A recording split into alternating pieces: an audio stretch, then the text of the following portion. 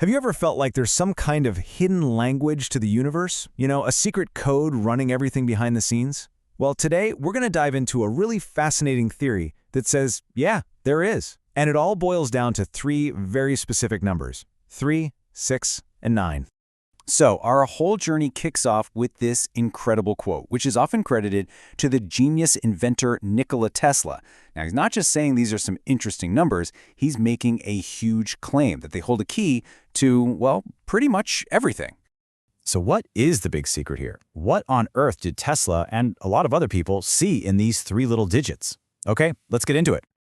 To really get our heads around this theory, we've got to start with some math. But trust me, it's not going to be complicated. It's actually really elegant, and it shows off this peculiar, unbreakable pattern. The whole thing really starts with this simple idea called the digital root. Sounds kind of fancy, right? But all it really means is you add up the digits of any number over and over again until you're left with just one single digit. It's super easy. For instance, let's take the number 29. You just add 2 plus 9. You get 11. That's still 2 digits, so we do it again. 1 plus 1 equals 2. So the digital root of 29 is 2. Simple, right? This is the core technique we're going to be using. Now check out what happens when we use this on multiplication tables. If you look at the 3 times table, the digital roots create this infinite loop of 3, 6, 9, 3, 6, 9. It just goes on forever. But then you look at the 9 times table, no matter what you multiply it by, the digital root is always 9. Wild, isn't it? And this right here, it reveals a tale of two different patterns. On one side, you have 3 and 6. They're dynamic, they're always moving, cycling through that pattern. But on the other side, you've got 9. It's like an unshakable anchor, this constant that always returns to itself. So, this theory takes those mathematical properties and gives them a deeper symbolic meaning. 3, being that initial spark of the pattern, is seen as the creator. 6, the force that keeps the whole cycle going, is the sustainer. And 9, that stable, all-encompassing endpoint, well, that represents the completer. Okay, so we've got some cool math patterns. That's neat, but how does any of this connect to the divine? Well, to make that leap, the theory uses a very old system to build a bridge, taking us from these abstract numbers into the spiritual world. And that bridge is called the abjad system. It's this ancient numeral system, kind of like a code, where every single letter in the Arabic alphabet has a specific number assigned to it. It's basically a way of translating words into numbers. So, here's how it works. We take the name Allah and we break it down using these abjad values. The letter Aleph is 1, the 2 Lam letters are each worth 30, and Ha is 5. So you add all of those up and you get a total. That total is 66. Now, what do we do when we have a 2-digit number? You already know. We find its digital root. So we take that 6. 6 plus 6 gives us 12. All right, we're not down to a single digit just yet, so we've got one more step to go.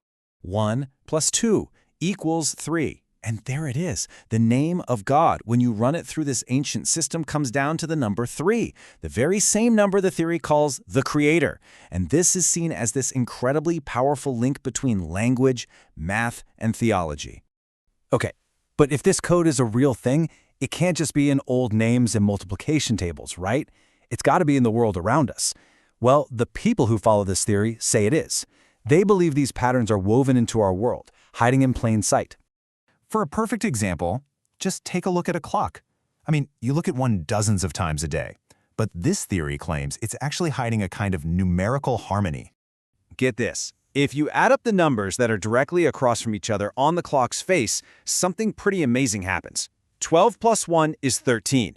11 plus 2 is 13. 10 plus 3, also 13.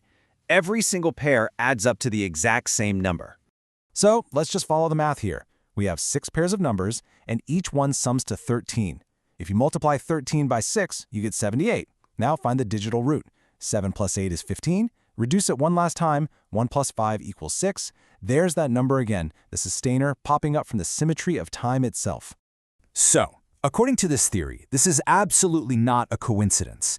The argument is that our very concept of time, the system we use every single day, is actually built on top of this divine numerical code.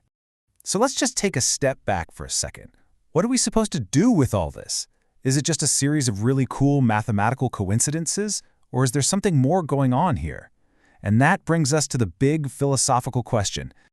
The source material puts it this way: humans can lie, but numbers do not lie. The idea behind that is that math represents this unchangeable, objective truth, something we're all subject to, not something we just invented. And this leads to a really powerful, almost poetic idea. What if mathematics isn't just a tool we came up with to make sense of the world? What if it's the fundamental language the universe was actually written in from the very beginning? And really, that's the question we're left with. Whether you believe it's some kind of divine design or just the mind-blowing elegance of physics, you really can't deny the patterns are there. So it kind of makes you wonder, if the universe is speaking to us in numbers, what other secrets is it just waiting for us to find?